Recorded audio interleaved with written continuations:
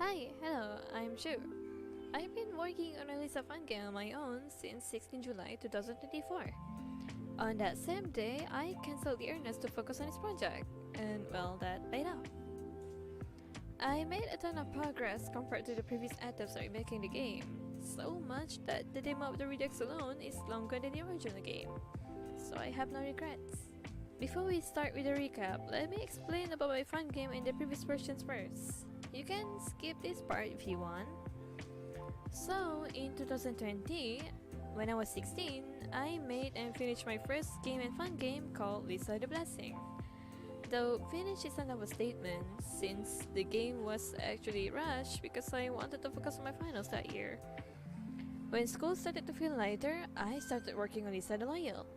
I wanted to do everything right in this game and put everything I want in the game. That didn't last long after developing the foundation for all 4 arcs of the episode 1. Soon after, something doesn't feel right anymore while working on the project. Turns out I was severely burned out to the point I hated the game. So I risked the assets I made for the game and finally pulled the plug in 2023. After taking a break, now knowing my limits of how much I can chew, I made another attempt to remake the original. This time, it's Lisa the Earnest. It's basically the Loyal but downsized to one game. I was still working on the first area, but it took me a while to go further since I felt stuck. I decided to make a mini project where I just balance the original and remake the sprites only, just to get myself out of the deep block. Or at least that's what I thought. On July 2024, I had a breakthrough while working on the project. Since I barely went any further with the Earnest, I immediately cancelled it to work on the mini project. But now it's a full big game. Now that you got a summary of the project's history, let me show you what I did in a year and a half. On July 2024, after finalizing Earnest's cancellation, I started working on Area 1 and Area 2. I also made the first joy meet of the game during this time. On August, I changed the visuals of the game. Now, more finally took shape in the game as well.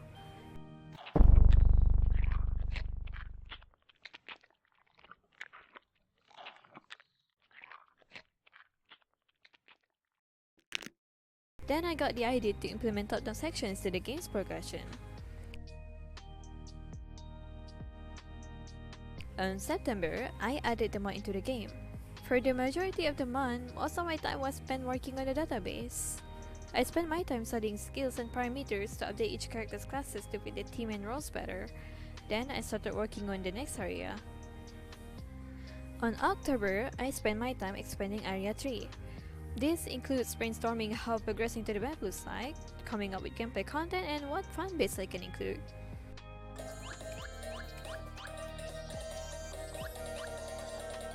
On November, I continued mapping Area 2, and finished my work in Area 1. I think I had a period of burnout this month, so there wasn't any major progression aside of the minor ones. Of course, they're important as well, since the smaller work lead up to the finished work. But for the sake of this video, I want to focus on the major progressions only. On December, I got through my burnout and started focusing on Area 3 once more. I added the first boss of Area 3 and the Sandcastle area. I also removed half of the original painful states from the game that I thought was redundant and changed some. Specifically, states that basically applies the same debuff but with extra steps. I initially wanted the demo of the game to end after Area 3 just before entering Area 4, but later in 2035, I increased the demo's content to end halfway in Area 4. And that was half of a year's work for the game. Now on to 2025. On January, I finalized the characters' classes. I also made that each bosses can now damage the characters permanently to add more challenge to the game.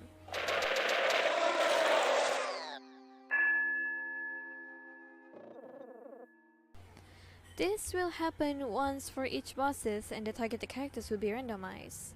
You might end up with the rest of the party suffering or only one unlucky character who somehow wins the RNG each time at the wrong time.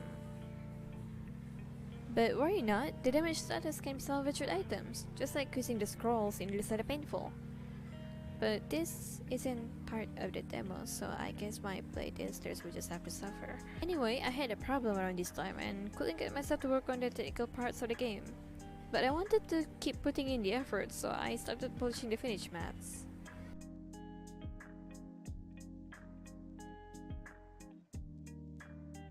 Then after going through brain rot, I added a mini text adventure part in Area 2. This is also where the second joy meter of the game is located. I also finished redoing the intro of the game. This is how it looks like before, similar to the intro of the original version 1 and Ernest.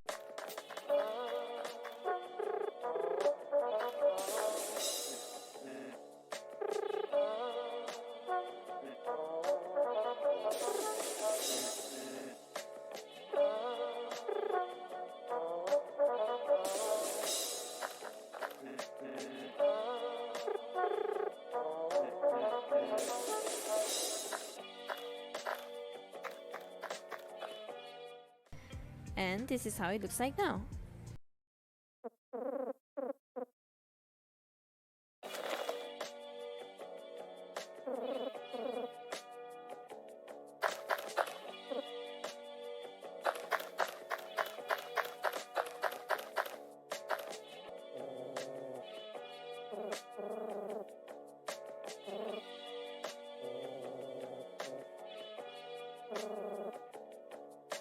And then on February, I got very ill and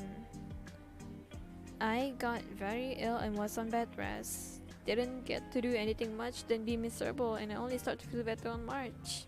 After working on Area 3 for a while, I'll go back to unfinished works in previous areas. On April, I spent my time working on the database.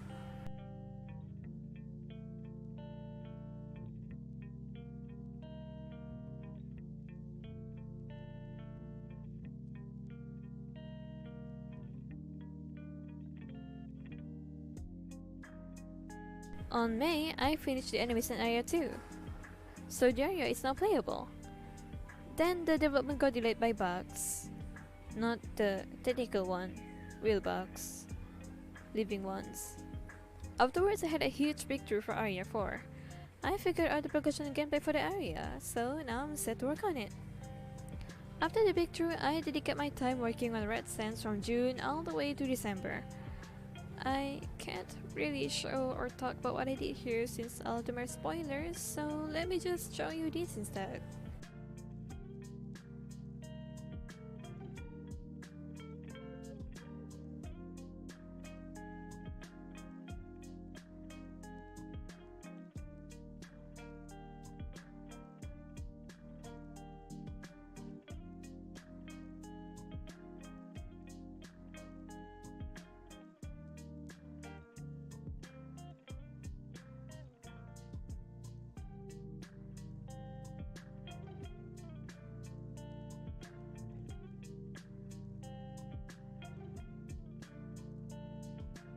And finally, it's a new year. The game was supposed to be finished last year, but people told me my work ethic is fucked up. I didn't want to have another case like the lawyer or the first blessing, so I've been balancing my passion and my lifestyle. I want to take my time with this game, but not too long though. Just enough to get them all done. So if you want a good game, then wish me luck. Now that we're done with the recap, let's hear what the people demands answers to. So for the first question, any clue on a general release date for a demo? Example, Q3 2026. I'm not done with the combat section in Area 4 yet, so I decided it's either June or July. Hopefully earlier than that. Who's the most curious character but has the most kawaii energy? No man. I'm joking. The closest person to that so far would have to be Donovan. Would Andy kiss another woman? Cause she looks kissable. Absolutely. Have you watched One Punch Man if it was awesome? Actually, I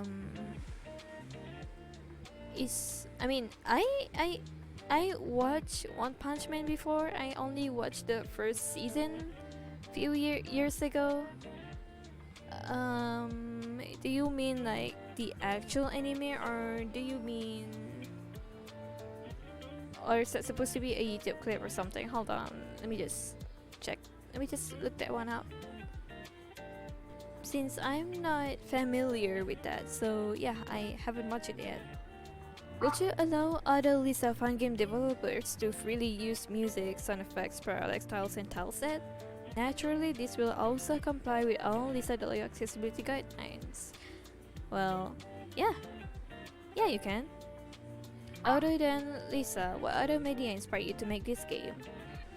Taking that literally, I wouldn't say there's a media that inspired me to get started on this game. But if you're talking about what my inspirations are, then yeah, I got inspired by a lot of things while making and writing the game. I didn't play The Walking Dead, but I watched some videos of the final season. How the characters react and behave to each other while in dire situations helped me understand how it'd be to be the gang's shoes in other setting. I also gotta mention that the parts we have to make difficult choices, I love the tension and drama, so yeah. Another media that played a role with emphasizing the horror of surviving in a wasteland, aside from an apocalyptic game which I forgot the name of. Fallout maybe? No, I don't think so. I can't remember it well since I played a lot of post-apocalyptic games. But anyway, Attack on Titan helped me improve the encounters with giant mutants. Their fear factor, their horror, and Silent Hill also inspired me with designing the horror parts of the game. Horror movies are obvious inspirations for Area 4, but I watched too many to remember. Eastward in general has been a huge inspiration since Lisa the Loyal for map designs. And then for combat, I actually got inspired by a lot of games since I tend to study them while playing. But the two games that I remember are Star Rail and Metopia. So years ago, I used to play Star Rail a lot. It's a turn-based RPG, so it definitely helped me learn how to be creative with status effects and messing up parameters, other than reducing and increasing them with status effects. It also gave me ideas for some of the character skills. With Metopia, it gave me ideas. Silly ideas. But I do love that the classes are creative, as of they do more than just giving support and dealing damage. Though this might be a me-only thing since I didn't grow up with Nintendo, so I'm unfamiliar with a lot of the games, including the very game that inspired Lisa the Painful. Therefore, I experienced and learned about the games for the first time only after I'm friends with an American who does 3 years ago. Another game that inspired it was Final Fantasy XIV. I love the sound designs in combat, so I spiced up the sound effects in Blessing with that game in mind.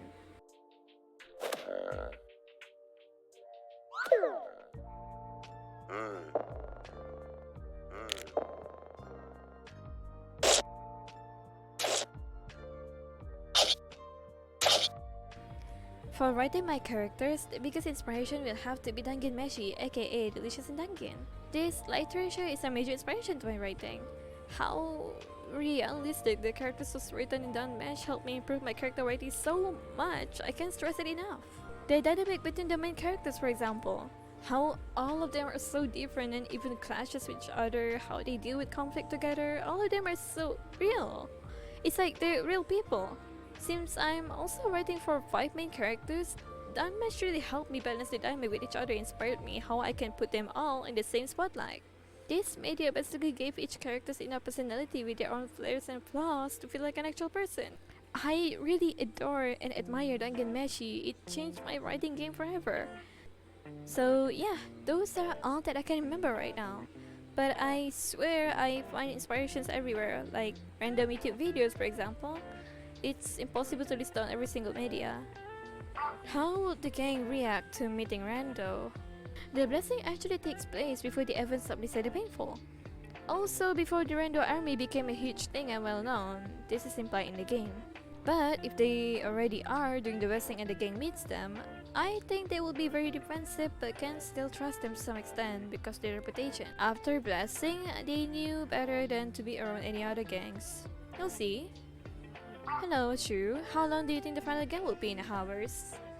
Would an average playthrough last as long as a playthrough of the original Blessing, or longer/shorter? I look forward to playing it for myself. Hi! Words like that encourage you to keep working on the game, thank you! As I mentioned at the start of the video, the game's demo is already longer than the original one. The original Blessing was around 1 to 2 hours. Last time I playtested the Redux, the content of Area 1 and Area 2 was 1 hour long. Area 3 takes around 30 minutes more or less, depending on the route you took. But assuming we took the Canon route, Area 3 will take about 1 hour or more to finish. I'm currently trying to complete half of Area 4 for the demo, and so far that was 30 minutes of gameplay before the demo ends. So in total, the demo alone is worth roughly 3 hours of gameplay. In the full game, I think Area 4 should take about 1 hour and a half. Then, in between Area 4 and Area 5 can be as little as a few minutes or as long as 2 hours. Or more. Why? Because you get to explore around using a car. You can either have more fun going to new areas, backtrack to see changes based on your actions in the game, or go straight to late game. Area 5 is either an hour long or 30 minutes long, and the final area should be 1 hour. So in total, the full game should be roughly around 6 hours. Pay mode is a different thing since it's basically an alternative take on the game and story. You'll play as a different Andy and you'll go to the same places, but you don't meet some people and you'll fight different people. So if you're gonna count pay mode too, that's definitely more than 10 hours. Indeed, I am working on an entire game by myself. Will the game release in demo or as the full game? Also, any advice for people who are starting to make their own Lisa fan game? The demo will only be playable to playtesters consisting of people I trust to avoid leaks. I also think it'll be distracting to have to maintain the demo if it was really published. Oh my gosh. I also think it'll be distracting to have to maintain the demo if it was released publicly instead. I'm focused on finishing and stabilizing the entire game before it's released, so everyone will have to be patient as I am while working on the game. If anything's broken, it'll be my soul, not the game. For advices, I'll save that for another video. I could go on and on when it comes to that. What do you like the most about the Lisa series as a whole? I gotta say, I love how the series interprets an apocalyptic event. That was what really attracted me to Lisa the Painful. I've been exploring that part in my fan game. Another would be how it's a story about a broken man trying to care for his daughter in a wasteland without a woman. It's downright tragic. I like tragic things. It reminds me the luxury of incomprehensible pain. Or when I don't have the luxury of that, someone else felt and understood the pain I went through enough to convey it in the media. It can distract me at my best as much as it can comfort me at my worst. Moving on. Is the dome theory still a thing in this iteration, or has that been changed? It was never a dome to begin with since the original game. I didn't get to expand on that because of the school pressure back then. It was going to be explained in previous versions too before I cancelled them. At least I'm relieved to say I can finally do it in the Redux, but I can't answer that without spoiling the game, sorry. So there's two questions here that are similar to each other, so I'm gonna read them both. Question 1 is, what will you do after the game is fully released? Will you make more games? And what are you planning to do after you finish this project? I definitely will. I have a lot of games that are turning to raw concepts and are waiting to be worked on. But I will definitely take a long break from game development before I work on another game. I'll focus on my life and other creative projects before that. Those projects being comic ideas I've been keeping in mind, doll customs, sculpting, fanfics, visual novels, DIYs, learning video editing, composing. I wanna make more art and gaming videos too. Honestly, there's a lot of things I had to tuck aside for this project and my well-being. I'm not saying anyone should do the same for their projects too, of course. Only do things that makes you happy. I only did it because I didn't mind, because I treat this fun game like my game. I want to finish it because it's my passion. It makes me happy. I figured I should point that one out. What made you want to remake this game, and why did you originally make the game all those years ago? Oh man, aside of what I answered just now, the original game is sentimental for me. Dare I say life-changing? I don't think my life will be better as it is had I decided not to make the blessing. Or if I give up on it but I lost progress of Red Desert after the laptop I used to work on it gave up and won't turn on one day when I came back from school. Or if I never turn on that stupid backup to Steam thing and it disappeared along with the rest of my projects in that laptop. Or if I never published the blessing and decided to keep it as a personal project so that 15-year-old me can keep shipping my OC with rando in game instead of getting the idea to make a full game. Or if I just stuck to writing the fanfic on Wattpad. Or if I never got into Lisa at all. If any of this happened, I would have never met the worst and the best people that changed my life. Some scarred me emotionally forever, while others taught me how to be human when I came from a place that didn't treat me like one. They made me realize that what I've been doing wrong. If I didn't meet any of these people, I might not even exist. My best friends wouldn't be the way they are too. I don't really want to think about the outcome of that. Emotional things aside, I mentioned at the start that The Blessing was my first game that I've ever finished. Before that, I was making and scrapping RPG Maker horror games since I was 10 years old. I wanted to make something like IB, The Witch's House, and many other famous titles. I grew up making games in RPG Maker VXAs, the traditional top-down style, so I was shocked when I found out that Lisa the Painful was made in the same engine I've been struggling in. It really inspired me, so I gave it a shot. Regardless of the Blessing's quality back then, it was an achievement for that kid. Who is your favorite character? Will there be multiple roles or just one? Who is the main antagonist? My favorite character will have to be Donovan because I wrote him with green flags in mind based on my type of guy. But he doesn't get any special treatment in the games and will suffer like the rest equally, so don't worry. For the roads, there are 5 roads in total and 4 endings with 1 extended ending. Pain mode isn't considered a road since it has a different gameplay, but it will also have 5 roads but only 3 endings. The mod isn't finalized yet, so this might change. Normal mode has 2 confirmed and finalized main antagonists, and pain mode has 3. And hey, fun fact and a small spoiler, the extra antagonist in pain mode is actually Nomer before he mutates. I have a question regarding the gameplay of Blessing and whether it's going to be more strategy based or a more direct RPG style. Seeing 5 party members, I would assume the former, but I thought I'd ask anyway. Yep, it's going to be strategic. Speaking of party members, earlier in development, I actually thought of avoidable permadeath in boss battles. But having to write this story around the character's death, depending on who and when they died and who lived until the end, is way too complicated for this game. I feel like using this idea in another project in my waitlist, but if anybody wanna use this concept, then go ahead. Will there be any fishmen in this game? No, but we have frogmen here. I fucking love frog. What other fun games are canon in the Blessing universe? I actually wrote the story in a way it doesn't interrupt or get in the way of the Painful's plot or any other fun games. So with that in mind, what would be canon is up to your thoughts. I don't like setting things in stone when it comes to fun projects. How gay will this be? There are no clear romance in the Blessing since that's not important to the story, so it can be as gay as anybody wants.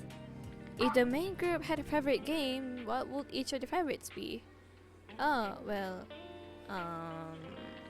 again, I didn't grow up with gaming consoles and I'm unfamiliar of the games people in America grew up with since I think the gang are all Americans. Oh, except for Donovan and Dante because one of their parents are Japanese, so I think they probably spent half their childhood there. But wait, the Nintendo is from Japan. Oh my god, anyway, I guess I could at least give the type of games they'll be into. Okay, so I think Andy definitely played a lot of fighting games with Rico growing up, and I can imagine her playing GTA on Rico's family computer. But on her own, during the time when monitors were cube-shaped and heavy, I don't think Andy can figure it out, so her experience with video games are limited actually. She goes to the arcade for that. Actually thinking about it, aside of the digital games there, I think Andy would go to the arcade for that punching machine to be the highest score every day. And for arrows, before that I want to add that at some point I learned that the correct way to say the name is actually Eros, not arrows, but I'm used to that after about 6 fucking years and you're doing this shit 3 times, so excuse me for that. Anyway, for Eros, I think he has a lot of favorites and knows how to use a computer. I am thinking Rockstar games, 3D platformers, racing games. Honestly, after you get a gist of his character, any games that you think he'd play will be canon. Henry is a nerd. I think he grew up being a good kid. Studied hard, likes his subjects, read a lot, went to college, had an office job. So with that in mind, I think he plays casual games on computer, like from Game House and PopCap. Definitely hidden object games too, like from Big Fish games. Oh yeah, and point and click games. So in general, Henry likes puzzle games. Now for Donovan, hard to imagine him playing video games. He has two siblings, his twin and his younger sister. No dad, only a single mom, so I've always thought of him being the most hardworking for his family. He was a straight A student. He has been working part-time since high school and didn't continue his studies to work multiple jobs. He became the breadwinner so Dante can study culinary. So I don't think he has the time to play games to have favorites. He had always been a family-oriented character and I like to think that he spent his free time with his family instead. No video games, but I do think he plays board games with his siblings. He's good at chess. Finally, for Dante, his personality is actually very much like Eros before the Flash, so I think he would have similarities in video games. For the board games with Don, he likes Monopoly. I think that's all. Of all the characters in the main group, which is your favorite and why? Since this is the second same question, I'll share my second favorite character then. Okay, this is hard. I feel like everyone else is second after Dawn. You know what? I'll let the wheel decide. Okay, so we got Dante. That's a neat coincidence. So I actually wrote each one of them with different morality and Dante has the lowest. While Donovan has a strong sense of justice and would go out of his way to help someone in the wasteland, Dante only cares about survival. He's a broken, pessimistic man and careless about other people outside of the gang.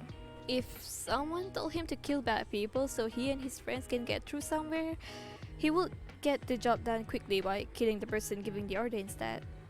In game, during stressful situations where you have to make a decision. To help myself write and understand his character, I always think, if this was real in a wasteland where normalcy no longer exists, what would the majority of people do? In this situation, if I was stripped of my sense of right and wrong, what would I do? To put it simply, Dante is the most realistic survivor in the gang. He has absolutely no filter and isn't afraid of being violent if he needs to. I like him for that. How common are traumas in Blessing and how debilitating are they? Oh boy. I'm just letting y'all know that The Blessing is a horror game and the horror increases the further you'll play, especially in Joy Roads. As a horror game developer, it's my job to break my characters and traumatize you as the player of my game. Without spoilers, yes, to both of those questions. Anyway, that was fun to do. I've never edited a video like this before, so excuse my editing mistakes if there's one or more. I can finally continue working on the game after I publish this video. Also, I post weekly development reports and teasers on the Blessings Discord server. If you're into that and haven't joined yet, feel free to do so. The server is view only, so you don't have to worry about interactions with other people. I'll be taking my leave for now and do my best with the Blessing. So till we meet again, see you!